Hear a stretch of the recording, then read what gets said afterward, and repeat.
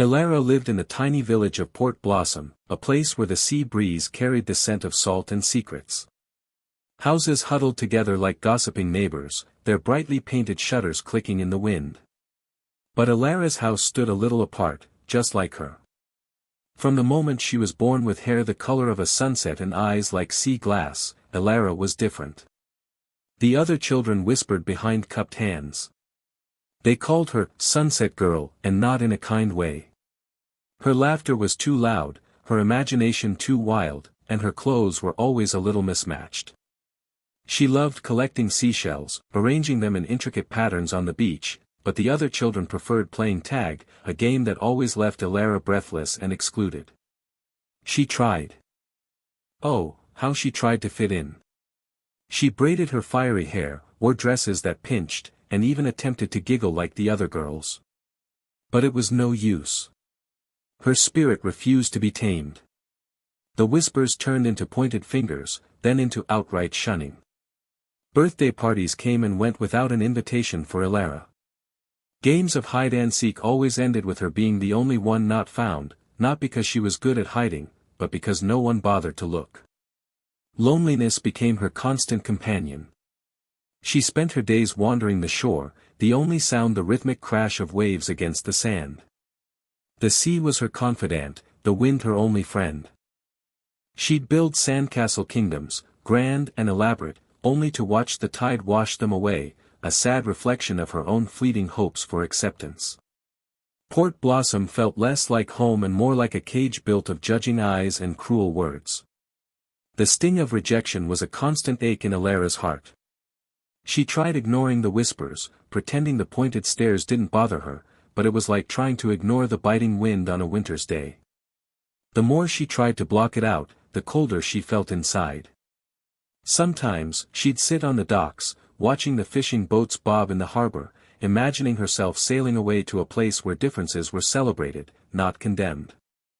She'd weave elaborate stories in her head, tales of faraway lands where sunset hair was a mark of royalty and seaglass eyes held the wisdom of the ocean. But the fantasy always faded with the setting sun, leaving her stranded once more on the shores of reality. She started avoiding the village square altogether.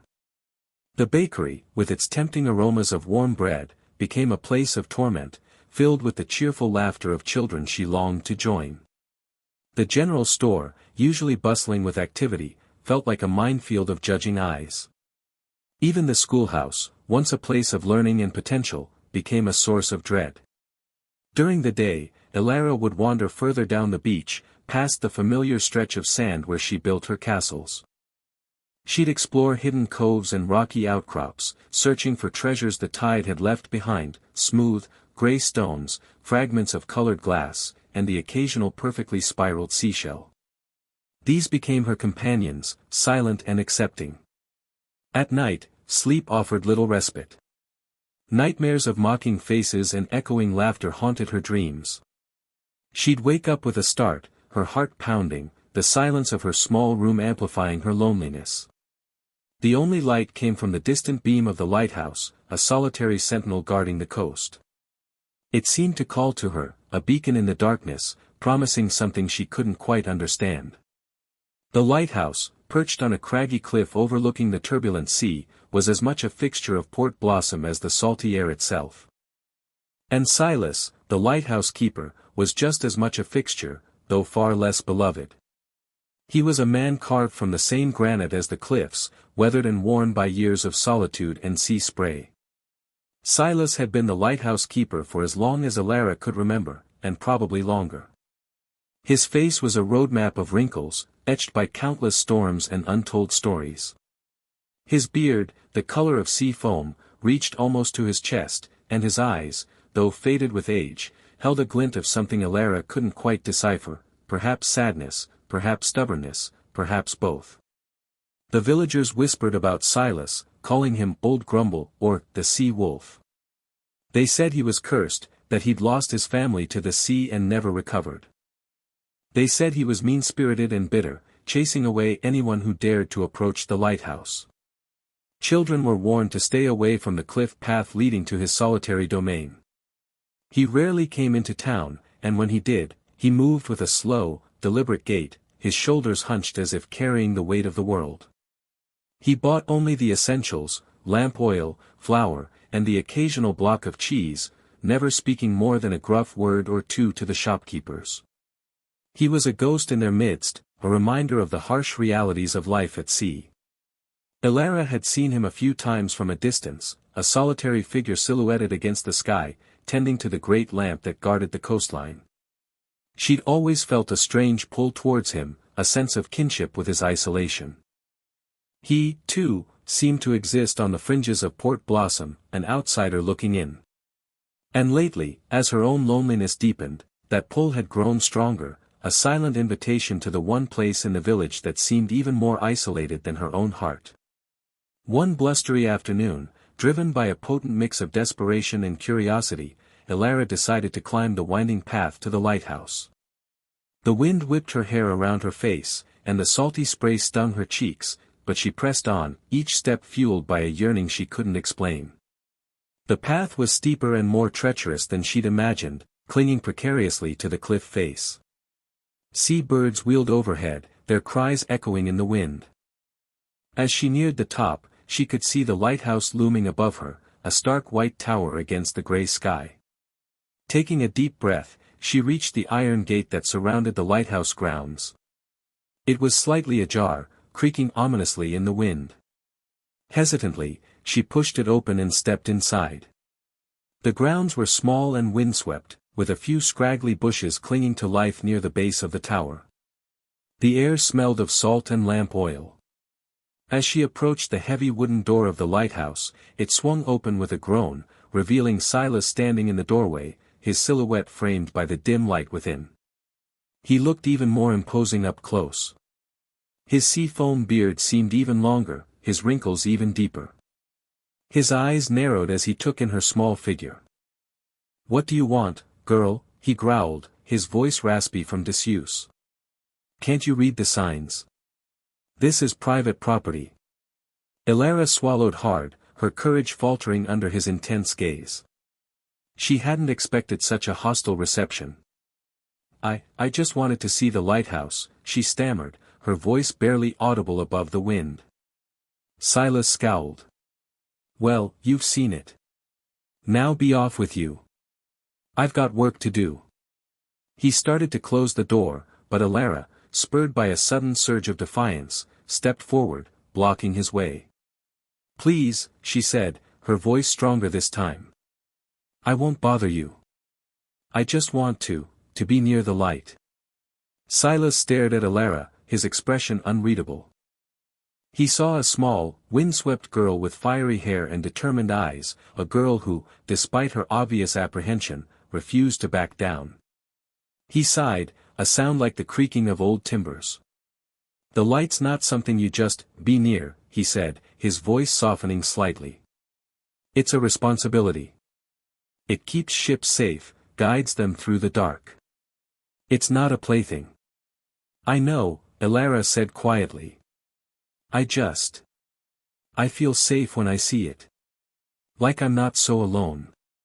Silas grunted, turning away and shuffling back inside the lighthouse. "Suit yourself," he muttered over his shoulder.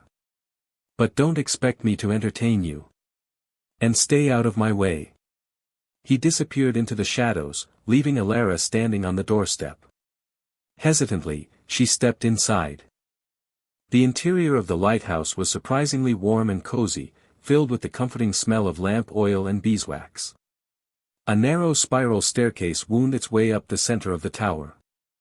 For the next few days, Elara continued to visit the lighthouse. Each afternoon, she'd make the climb, her heart pounding with a mixture of anticipation and trepidation. Silas never acknowledged her presence, simply going about his duties, polishing the lenses of the great lamp, checking the oil levels, and making notes in his logbook. She would sit quietly in a corner, watching him, sketching in her notebook, or simply gazing out at the endless expanse of the sea. She didn't speak unless spoken to, and she always made sure to stay out of his way. Silas, true to his word, did his best to ignore her. He grumbled and muttered under his breath, complaining about the noise she made, the dust she stirred up, and the way she sat there, staring at him like a lost seagull. But Alara persisted, drawn to the lighthouse and the gruff old man who tended it, finding a strange sense of peace in their shared solitude. Slowly, almost imperceptibly, the ice around Silas's heart began to thaw, just a little. He started leaving out a cup of tea for her in the afternoons, and occasionally, he'd even grunt a brief greeting as she arrived. The lighthouse, once a symbol of his isolation, was slowly becoming a haven for them both. One evening, as the sun dipped below the horizon, painting the sky in hues of orange and purple, Silas found Alara sketching in her notebook. He shuffled over to her, his gaze drawn to her drawing. "What's that?" he grumbled, though there was a hint of curiosity in his voice. Alara blushed, self-conscious. "Just, the sea," she said, her voice barely a whisper. "And the lighthouse." Silas peered at the drawing. It was a remarkably accurate depiction of the lighthouse, capturing its stark beauty against the turbulent sea. He noticed she'd even included the small details, the scraggly bushes, the chipped paint on the door, the way the light reflected off the lens. "You've got a good eye," he said gruffly, surprising himself with the compliment. Alara looked up at him, her eyes wide with surprise. "Thank you," she said softly. A long silence followed, broken only by the rhythmic whooshing of the waves against the rocks below. Finally, Silas spoke, his voice low and hesitant. "The sea, it takes things," he said, his gaze fixed on the horizon. "Things you never expect to lose." Alara waited patiently, sensing that he was about to share something important. "I used to have a wife," Silas continued, his voice thick with emotion. "A beautiful woman named Isla. She loved the sea as much as I did. We sailed together, fished together, lived our lives by the rhythm of the tides." He paused, his eyes clouding with memories. "One day, a storm came. A terrible storm. I was out at sea, and she was waiting for me at home. But the storm, it took her. A rogue wave, they said. Swept her away." His voice broke, and he turned away, his shoulders shaking. Alara reached out and gently touched his arm. "I'm so sorry," she whispered. Silas nodded, wiping his eyes with the back of his hand. That was many years ago," he said, his voice regaining its gruffness. "But the sea, it never lets you forget." He explained that after Isla's death he had shut himself off from the world, taking the lighthouse job to be alone with his grief. He wanted nothing to do with people. Alara understood that pain of being alone. From that day forward, Silas began to open up to Alara, sharing stories of his past, his love for Isla, and the pain of her loss. He told her about his life at sea, the challenges and the joys, the beauty and the danger. And as he shared his stories, Alara listened, offering him a safe space to grieve and to heal. As Silas shared his stories, Alara, in turn, began to confide in him about her own struggles. She told him about the whispers, the stares, the feeling of being different and unwanted. Silas listened patiently, his gruff exterior softening with each passing day. He understood her feelings of isolation, having experienced a similar loneliness himself. "Being different ain't a bad thing, Alara," he said one afternoon, as they sat on the steps of the lighthouse, watching the waves crash against the rocks below. "It just means you're not like everyone else. And that's something to be proud of." Alara looked at him, surprised by his words. But everyone else makes fun of me," she said, her voice filled with doubt. "Let them," Silas said, his voice firm. "Their opinions don't matter. What matters is what you think of yourself. You be true to yourself, Alara. Don't let anyone change who you are." As their bond deepened, Alara began to help Silas with small tasks around the lighthouse. She swept the floors, polished the brass fittings, and helped him carry buckets of lamp oil up the winding staircase. Silas, in turn, began to teach her about the sea. He showed her how to read the tides, how to identify different types of ships, and how to navigate using the stars. He taught her the names of the constellations, pointing them out in the night sky and telling her stories about the ancient mariners who used them to find their way across the ocean. He showed her how to tie knots, how to repair sails, and how to weather a storm. He explained the importance of the lighthouse, how its beam guided ships safely through the treacherous waters, preventing them from crashing against the rocks. He taught her about the Fresnel lens, the intricate system of prisms that amplified the light, making it visible for miles out at sea. Elara soaked up his knowledge like a sponge, fascinated by everything he taught her. She discovered a love for the sea that rivaled Silas's own, and she found a sense of purpose in helping him maintain the lighthouse, knowing that they were playing a vital role in keeping sailors safe. They both found that working together, their loneliness began to fade. They were friends and they were helping each other. The storm arrived with a vengeance. The sky turned a bruised purple, and the wind howled like a banshee, tearing through Port Blossom. Rain lashed down in sheets, blurring the line between sea and sky. The fishing boats, usually bobbing cheerfully in the harbor, strained at their moorings, tossed about like toys. The villagers huddled in their homes, fear etched on their faces. This was no ordinary storm, this was a tempest of epic proportions, the kind that legends were made of. Silas, his face grim, knew that this storm would test the lighthouse and its keeper to their limits. He and Elara worked tirelessly, securing the windows, checking the oil reserves, and ensuring that the great lamp was burning brightly. The wind buffeted the lighthouse, rattling the windows and shaking the very foundations of the tower. "It's getting worse," Elara shouted over the roar of the wind, her voice filled with concern. "Aye," Silas replied, his voice grim. "But we'll hold fast. We have to. There are ships out there relying on this light." As the storm raged, the lighthouse became a beacon of hope in the darkness. Its powerful beam sliced through the rain and fog, guiding ships safely away from the treacherous rocks that surrounded Port Blossom. Suddenly, the lamp flickered, sputtering and threatening to go out. Silas cursed under his breath. "The oil line," he shouted. "It's clogged." Without hesitation, Elara sprang into action. Remembering what Silas had taught her, she grabbed a small tool and carefully cleared the blockage, her hands trembling with adrenaline. The lamp sputtered again, then roared back to life, its beam shining even brighter than before. Silas looked at Elara, his eyes filled with pride. "Well done, lass," he shouted. "You saved the light." For hours, they battled the storm, working together as a team, their shared purpose overriding their fear. Silas, despite his age, moved with surprising agility, his years of experience guiding his every move. Elara, fueled by adrenaline and a fierce determination, proved to be resourceful and courageous, her initial fear replaced by a sense of calm focus. Throughout the night, they heard the distant blasts of ship horns, grateful acknowledgments of the lighthouse's guiding light.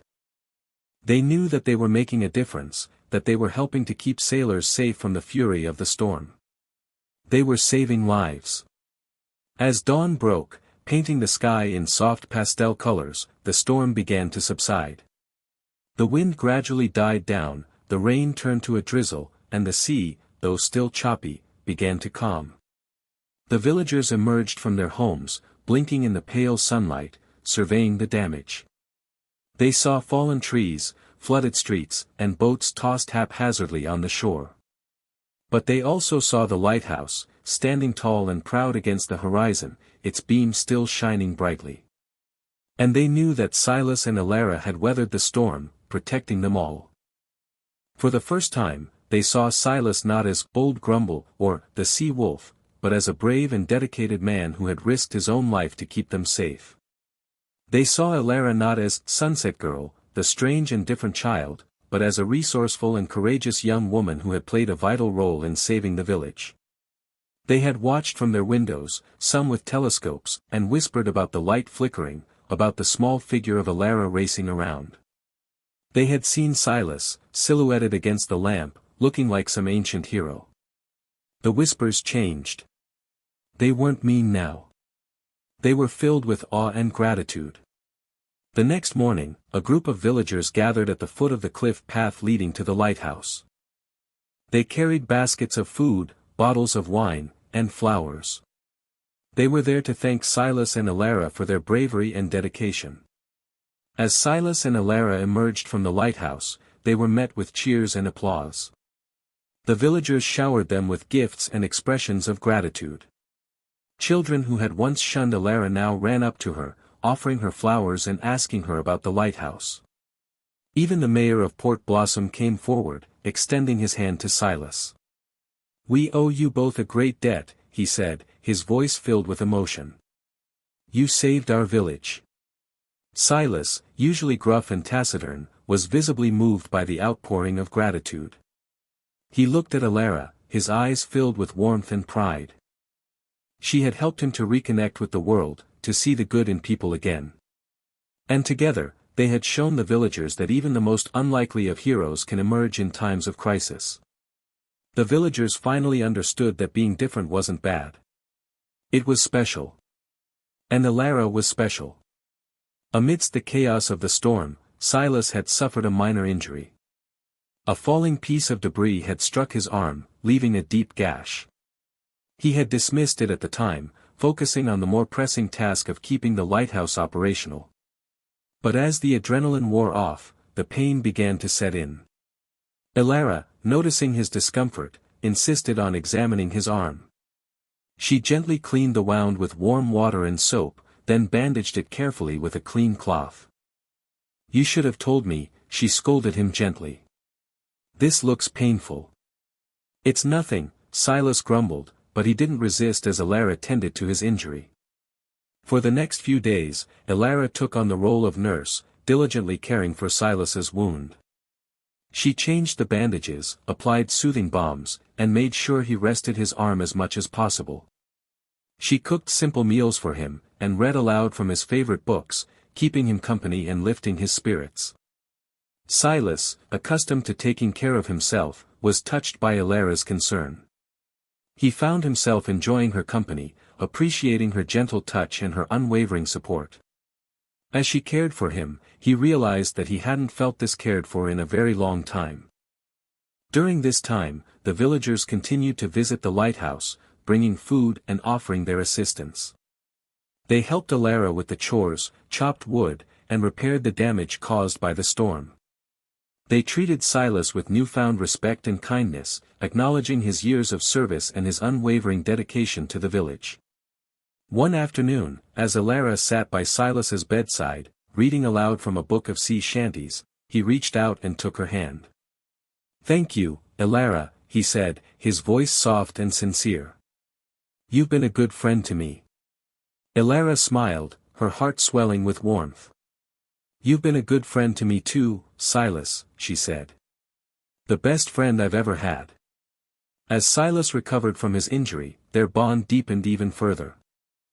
They had faced a crisis together, and they had emerged stronger and closer than ever before. Alara had proven her resourcefulness and courage, and Silas had learned to accept help and to appreciate the kindness of others. Their friendship was a testament to the power of human connection, a beacon of hope in a world often filled with darkness and despair. The villagers noticed how Alara was with Silas. They realized that she was a kind and loving person. The change in the village was remarkable. The fear and suspicion that had once clouded the faces of the villagers were replaced by warmth and acceptance. They no longer saw Alara as an outsider, but as one of their own, a valuable member of the community. Children who had once teased her now sought her company, eager to hear her stories about the lighthouse and the sea. They asked her to teach them how to tie knots, how to identify different types of seashells, and how to navigate using the stars. Alara, no longer shy and withdrawn, blossomed under their attention, sharing her knowledge and her passion with enthusiasm. Silas, too, experienced a transformation. The villagers no longer avoided him, but greeted him with smiles and friendly conversation. They sought his advice on matters related to the sea, and they listened with respect to his stories and his wisdom. The shopkeepers offered him discounts, and the children ran errands for him, eager to please the old lighthouse keeper who had once seemed so forbidding. The village square, once a place of torment for Alara, now became a place of joy and belonging. She could walk through the streets without fear of being whispered about or stared at. She could laugh freely, sing loudly, and express her unique personality without fear of judgment. She even joined the other children in their games, her sunset hair streaming behind her as she ran along the beach, her sea-glass eyes sparkling with happiness. She was finally accepted, finally loved, finally home. Silas, no longer isolated in his grief, found himself drawn back into the life of the village.